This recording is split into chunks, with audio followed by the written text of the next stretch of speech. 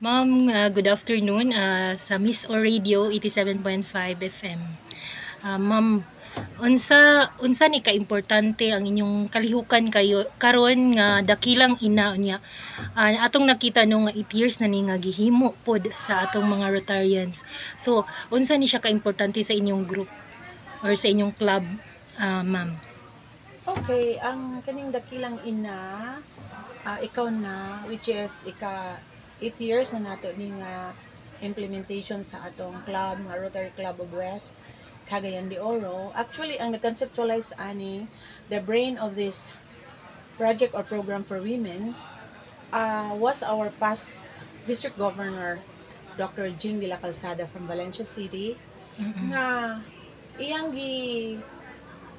hagit ang mga clubs to put importance to women sa ilang mental health, sa ilang emotional health, o sa ilang physical health. Ang kaning program mo ay maghatag nila og guide, no, kung how they live as women and how they exert their rights as women and how them to take good care of their health, all aspects of their health.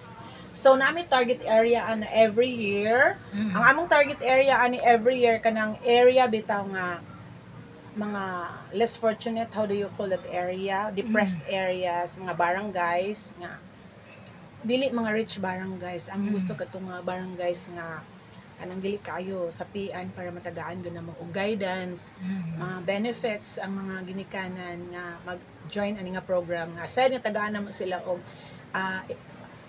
education program about how the women should be treated and how they live, how they take good care of their mental, physical, and emotional health. Tagaan po namo sa ilang mga needs. Among identify ang ilang mga needs sa aning area. So it just happened this time nga diha nato nabutang sa Barangay Quezon, Hitagom, Misamis Oriental under the leadership of Barangay Captain Haisan Dongke. So man na siya ang mga kagawa. Then among director nga si Pagmandi Taraya, who is the owner of Pelican Company, also a Rotarian and a past assistant governor of our district in Rotary Club of 3870. So man ni ang nahitabo diri kay manama po siya cloud dinhi sa Hitagom. So dinhi na mo gibutang, but previously we put it in different barangays. So previously dili lang diri sa Hitagom, sa other unsa inyong kanang area of coverage sa inyong mga kanang services, ma'am? Misamis Oriental. Miss or lang. Oo. Pero previously we put that in Carmen, Cagayan de Oro, and sa previous years dito sa mga outskirt barangay kanang sa Lumbia unahan. Nakalimot man sa nga mga barangay. So, Ma'am, nakita nato no ang mga Rotarian dili lang man gyud mga babae, napay mga lalaki. Why not na wala pud mo naghatag og kanang ingon ani nga service for other kanang part bitaw sa ato ang community, like mga kalalakian or mga kabataan. So nganong focus kay mo sa women? Di man. Sorry, nanggi putol. Sige, okay. Sorry ha. Yes, ma'am. Dili ra gyud women. It just happened nga karong buwan na women among itagaan og pagtagad. Last month, it's community, like men and women, it's household. Kay among gibutangan ang ilang area og kanang mga bambo para bitaw nga kanang ang ilang barangay ma-protected sa mga bagyo. And then we have also program for children, like upcoming pa na. Upcoming program for kids and adults. So kinsa toy kanang Close to Me Freedom Program, which is the brain of that is our dear President Dr. Doris Tagayona. Siya gid ang brain ana nga kadtong kalibangan sakto. We were successful already for 2 years in that program. Tanang gikan sa bata makibot ka kay gikan sa bata pinistik kanang mga dalaga na dili sila ka pops.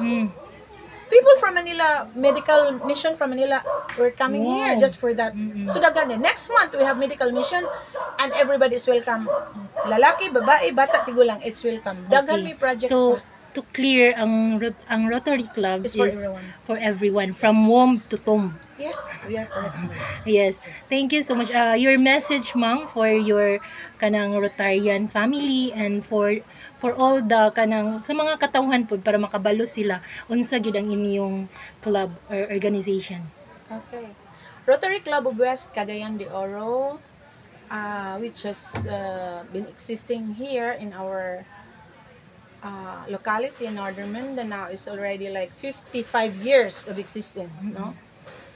And the purpose of this is for community upliftment and projects. That's why we focus into different aspects of communal projects, community projects. As what I mentioned, katong bamboo planting, colostomy freedom, this Dakilang Ina Ikaw Na, medical mission, and most outstanding public teachers. We also